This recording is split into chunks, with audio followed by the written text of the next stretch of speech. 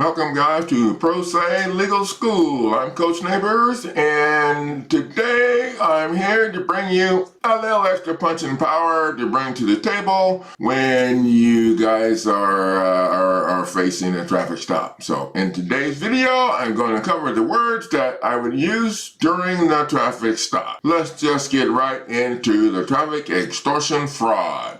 Now remember, when we sue them, we're suing the state for the state's day-to-day procedures and processes that lined you up in their administrative court to be violated again. That's why it's important that you watch the updated instructional videos to figure out how to use the 42 USC 1983 package that we have for everything.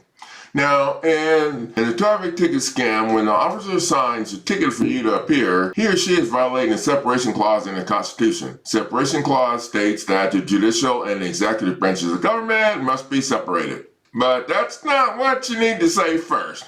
And we're going to get to that in a minute. Now, this video is going to be added to the new playlist that we're putting together on how to stop a court case, how to stop a court case. This is, you're still, this is kind of a long way. Most of the stuff that we're going to have in this video is stuff you need to say in court or that you can use in paperwork or whatever. But this is kind of a way to stop the court case, like at the gate with the officer at the gate. So we're going to get started and kind of let you guys know what words I would be using when the officer approached me. So first off, I would not answer any questions, and I would say absolutely nothing to the officer's accusations. Not a word. I would do it like this. Okay, maybe. Maybe I'll leave out the last two faces. And I would not say a word. Now, one of the things that I always do, being a huge black man, is I always roll my windows down. They're tinted. I roll my windows down, and if it's at night, I roll my windows down, and I turn on the dome light. Now, I'll tell you right now, anything that you can do to let the officer know that you're concerned for the officer's safety goes a long ways, in my opinion. Now, how long does it go? Well, that helps the officer understand that you're concerned for your own safety too, okay? You wouldn't be doing that shit. So that's just, that's just what I do. I don't answer any of the questions. They ask me, did you know you were going whatever the speed? Do you know what the speed limit is? And if the officer puts me to speak, I would let him know that I'm going to plead the fifth right now, sir. My legal team said it's best that I plead the fifth and not say anything incriminating because I'm sure your body cam is recording our conversation, and we'll talk about that in a minute. But I also wanted to let you know that I'm not a U.S. citizen. Now, I would quietly hand the officer my passport. That's what I would do first. Quietly hand the officer my passport card as my identification. And that shows that you're not a U.S. citizen. Now, the officer is going to go back to his car or her car and spend a bunch of time back there and try to find you in the system. And then they're going to come back to you and ask you if you have a driver's license, because we need a driver's license or we need an address where you live so we can find you in the system. And then I would respond to them that I'm not in your system because I'm not a U.S. citizen. I'm a citizen of the Republic State of Arizona, or whatever state you were born in, or whatever country you were born in. It doesn't matter where you were born or whatever, as long as you were not a U.S. citizen. Now, here's the thing with that shit. Nobody can be a U.S. citizen because nobody can be born in a fake corporation. There, I said it. All this shit is fake. Fake as hell. Nobody can be a U.S. citizen. So you're letting the officer know that you're not a U.S. citizen. If the officer pushes you to respond to his accusations, you want to inform him that you're pleading the fifth and that you refuse to answer any questions and any further questions without your legal team present and the conversation being recorded by a third party, like someone on your legal team, not just what he has on his shirt. So that's kind of where I would go with that. Now, if the officer presses you again for information about where you live or whatever, I would inform the officer at this point that you are not a U.S. citizen, again, and therefore not subject to follow the corporate policies and statutes that you are referencing and are illegally enforcing. Some people call them laws, but they're not valid laws because they don't have enacting clauses, they don't have a title, they don't have a body.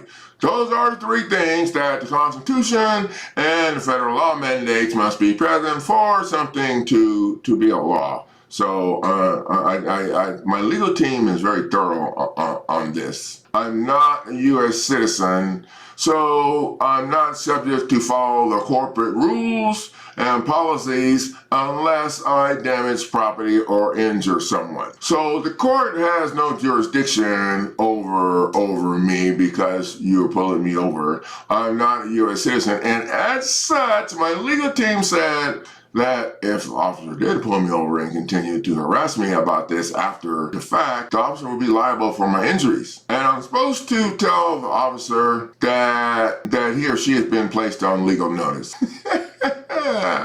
That sounds really damn cool, don't it? And that's pretty much what you want to tell them. You have been placed on legal notice. Now, and if they want to ask you what that legal notice is, I would let you know that their decisions from here forward will determine whether or not they'll face your legal team in court. And if they ask you more about the legal notice, I would let you know that my legal team said that I could sue you for your assets when you violate my due process. And my legal team said that the state's day-to-day procedures are what violated my due process. They train you with their day-to-day procedures to violate my due process.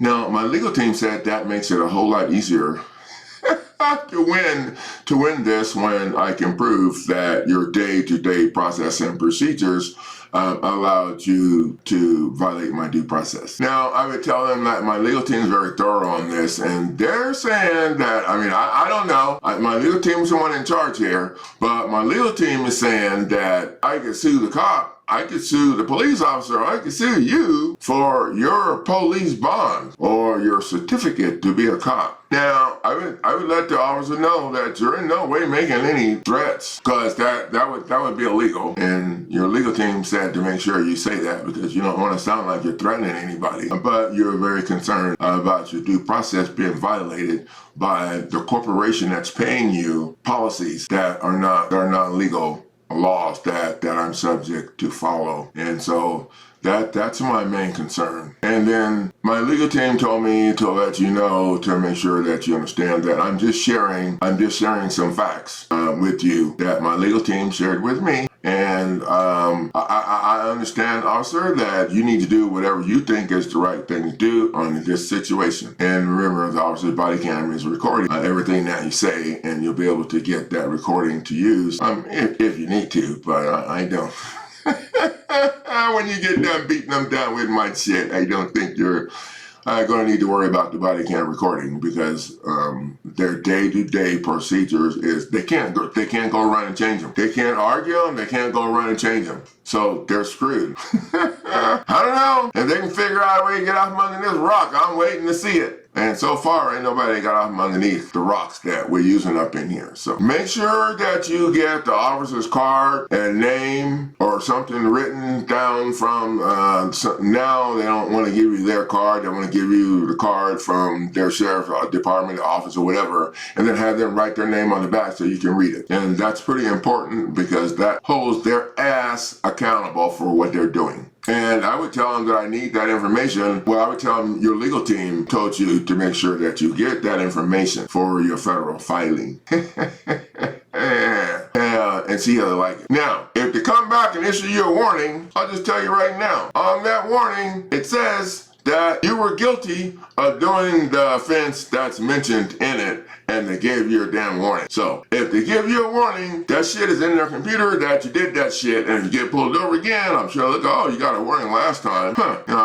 Yep. So if you give you the warning, I would tell them, hang on one second. Let me look this over real quick. My legal team told me to make sure I look over anything that you give me, so that I can let you know where you're at before you leave. Oh, wait, no, this here says that I'm guilty of the offense, and you issued me a warning and let me go. So So that means that you acted as a judge and adjudicated me as guilty while we're standing here on the side of the street.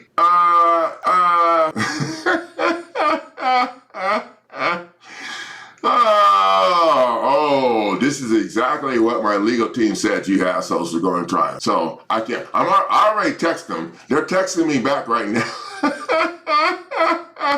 Work that shit. I already texted them now, oh man. So I'm going to take a picture when you leave, a copy of your card, so I can shoot it over to them, because my legal team's like really excited, and they're in a hurry to get to work, because they don't get to make very much money. So this is what's going on when you guys get a situation with traffic stop. These will be the words that I'd be using, and hopefully they'll get out of your face and leave you alone. Now, if they don't, then you need to head over to the website at winningcourtnow.com and get that badass traffic package and make somebody do whatever you want. Thank you guys for the value of sharing your time. I'll see you in the next video. Stand in the rain, baby.